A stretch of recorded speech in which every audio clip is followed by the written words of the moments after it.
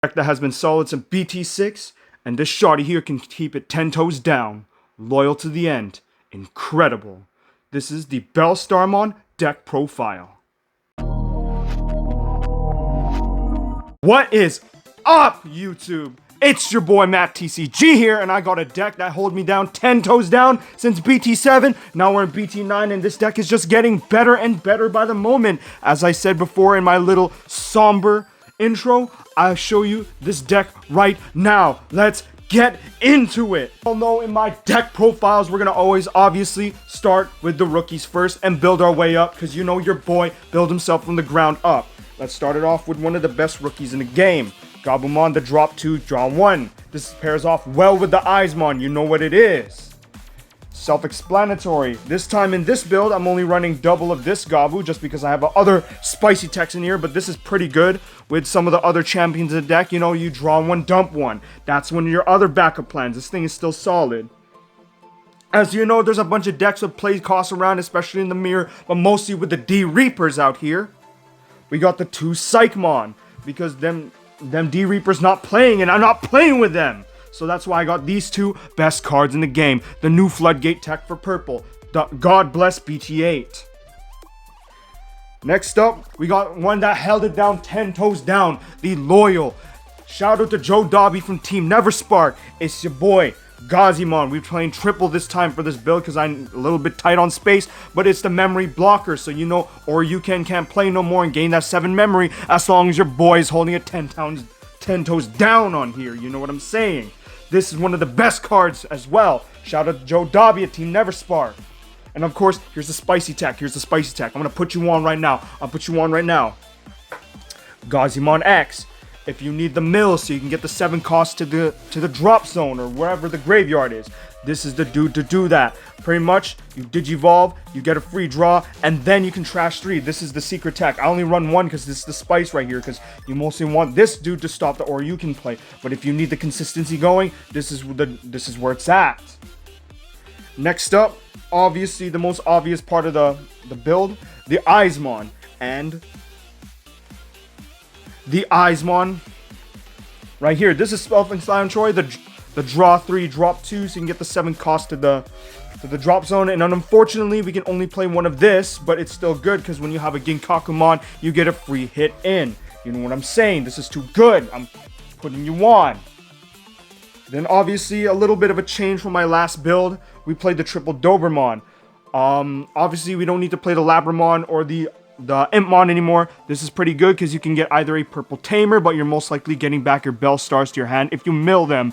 So pretty much this speeds up your build. And if you decide to play Alice McCoy in the build, you can get that to your hand. Or if you have the Matt Memory Tamer from, I think, BT3, this is a good target for that as well. So this card is pretty good. So pretty much it gets your cycle going by milling 3, you know what I'm saying? And obviously, we're playing the double Ginkakumon. Pretty much, I'm running 2 because you can always mill it out, get it later with the Nail Bone. You have a Calling of the Darkness, you know what I'm saying? You can also get it with the Dobermon. You dig, you've heard. You know what's up, my guy. You know what's up. This is what's up. And obviously, unfortunately, we have to cut down to only my boy Orgrimmon here. You get the double checks, but everything is big in security these days. There's a lot of Dexmon, there's a lot of Oryuken. But if you're lucky to get that, you know, that extra check in, this is a good tech for that. The draw and discard. It pairs off with the starter deck Gabumon. Obviously, since I don't run any ultimates, we're gonna get straight to the megas. The baddie herself, the Beyonce of Digimon, the one that ages like fine wine, this girl right here. So if you get around at least 12 or 13 7 cost options, which was obviously due, this will become a minimal cost, almost 1 to 3 costs. This is so good. You can play like various, like a lot of powerful option cards that are 7 costs and below, but this is the main power play to control the board and get you the dub. You know what I dig? You know what I'm saying? You know what it is. This is the starter of the deck. The baddie, the undisputed queen. Lilithmon who?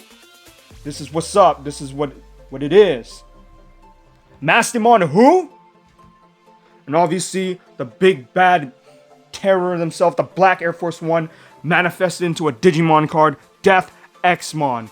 Pretty much, if your boy's gonna have a bunch of Kodas, a bunch of cool boys, a bunch of whatever Digimon on the field, this guy gets cheaper and cheaper, and he's just a straight menace on the field. Body bagging every 4 costs or level 4 Digimon and below, and all the lowest costs just get clapped out as well. De-Digivolving everyone, catching body bags everywhere. This dude is a literal menace. Do not take him lightly. This is why I run 2 in the deck. As for the tamers, I'm doing something a little experimental here. I run the new blue memory tamer. So obviously if you attack with the Beelstarmon, you get a free draw. But all it is just a memory tamer, so you know you don't get choked.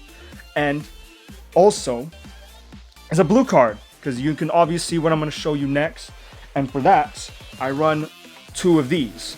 The Matt and Sora tamer. So pretty much what this does is that if you have 8 cards in your hand, you're probably going to have a lot of cards from drawing. And if your opponent has 8 cards, you gain 2 memory. This is really, really good.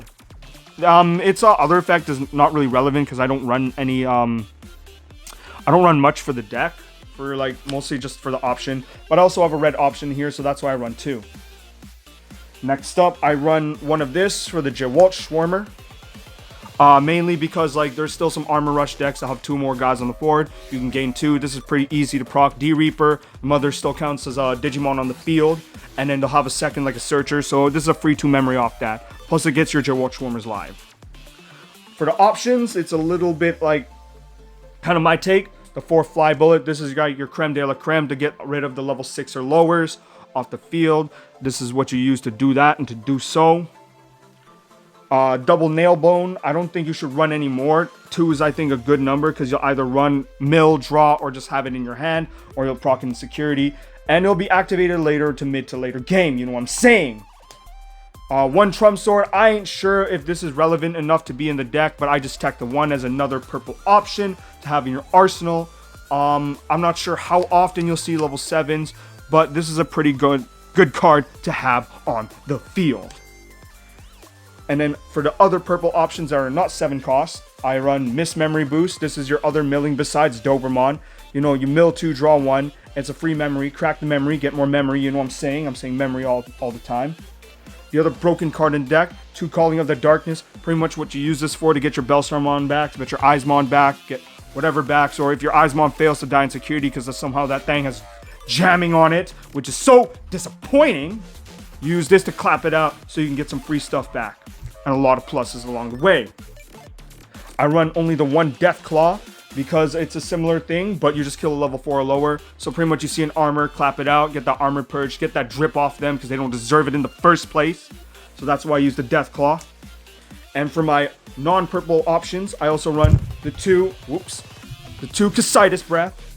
So pretty much this is what you use against like Oryuken if they don't have Breath of the Gods. Hopefully they don't. Pray to the Digigods for that. But mainly, you use this to wipe them off the board. Sheesh, get that ice in your veins, you know what I'm saying? That's a good, and along with that, 1 Howling Crusher. So pretty much what you use this for is that they have an Oryuken, have all the perks, pull out all the stops. You just take that away from them because they don't even deserve it in the first place. So that's what you do. That's why you use the Howling Crusher. And obviously, I just run 1 of each just because I just feel like it's a little situational, but you will, in due time, you will mill or like, you know, draw into them and then discard them. 1 Jawalt Swarmer and 1 Happy Bullet Showering. This is pretty much wider boards, but I'm not sure if that, for this particular format, it's relevant. I'm not sure, but it's still there. Because, you know, you gotta hold it down. Representation. This deck is the most American deck there is. You got the most American Gundramon here, and the Cowboy, you know, boobs, guns. Boobs, guns, and cowboys. That's the American dream all built into this deck, which is one of the best decks in the format. You know what it is. Control the game to your favor. You know, you gotta work, rise, and grind. Thank you for watching this deck profile, and I hope to see you again. This Marley Peck got me 30,000 feet in the air. You play with us, you get knocked off like it's musical chairs. Nerdy gangsta, knock your block off like it's Jenga. You's a stranger, ain't know you was there. My body different like Kazuki, you on my force. Niggas be dick riding like it's a sport. And YouTube only place you see me take a shot. Do not speak on my name.